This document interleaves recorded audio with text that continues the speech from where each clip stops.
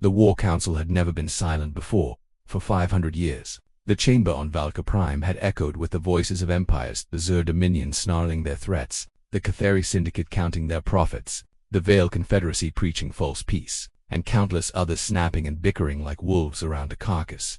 But tonight, no one spoke. At the center of the chamber, the Hollis played the same scene over and over. Human dreadnoughts advanced, ripping apart the Zur fleet in a storm of rail slugs and drone swarms. The Dominion's flagship burning. The broadcast that followed President Elena Ward's face, cold as stone, her words a blade that cut deeper than any weapon. You stole our children. You burned our homes. You told us to be civilized while you fed on our suffering. But patience is not weakness, and silence is not surrender. You crossed the line the day you touched Earth's young. Cross it again, and you will not face prey. You will face extinction.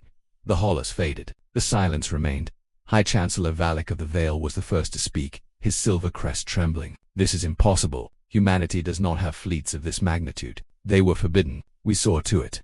General Karoth of the Zur slammed a clawed fist onto the table, mandibles rattling with rage. Forbidden? Then where did they come from? My fleets, our fleets burned in hours. They unleashed weapons. No council decree allowed. Archseer Kelvar of the Sith bowed his head, his tendrils twitching. Perhaps we made a mistake. The chamber erupted in chaos. Mistake? Karoth roared. They defied us. They spit on our law. They defended their own. Kelvar snapped, his voice sharper than his kind was known for. We turned away when their children were slaughtered. We hid behind treaties while they buried graves. Now they rise.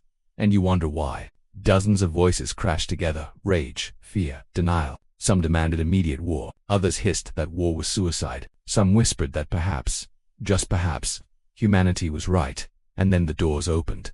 The council guards fell silent as the human delegation entered. They had not been invited. No one had given them permission. But they walked in anyway. 3 figures in black uniforms, the emblem of Earth shining on their shoulders. Captain Adrian Cross led them, his eyes sharp as blades. At his side walked Mara Vey, her face unreadable, and Louis Grant, calm as the void. The chamber froze.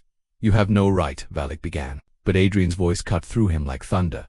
You speak of rights. His gaze swept the room, contempt in every syllable. Where were rights when our children were stolen? Where were laws when our colonies burned? You called us civilized while you chained us. You told us patience was strength while you carved us apart. Karoth snarled. You dare lecture us. You dare enter here uninvited. Adrian turned his eyes on the Zur general, and for the first time in centuries, Karoth faltered.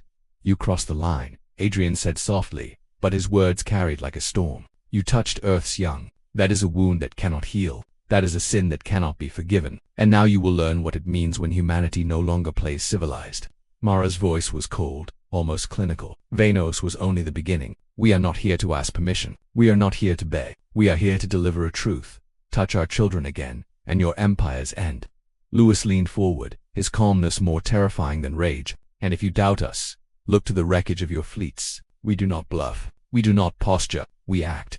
The chamber descended into chaos once more. Some shouted for the humans to be seized. Others cried that such an act would mean instant annihilation. Fear rippled like a wave through the delegations. Karoth stood, trembling with fury. This is blackmail. This is barbarism. Adrian's lips curled into something between a sneer and a smile. This is survival. Kelvar rose slowly, his alien eyes glimmering. Perhaps they are right.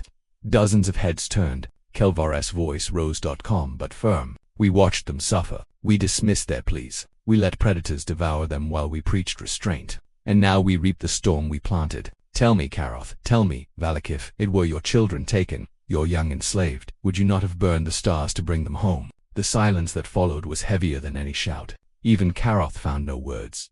Adrian stepped forward, his voice low but carrying through every ear in the chamber. This is your choice. Respect the line we draw, or cross it and choke on the consequences. Humanity will not bow again. Humanity will not beg again. You wanted to see the storm we kept hidden. Now you have. He turned, leading Mara and Louis out of the chamber without waiting for response. No one dared stop them.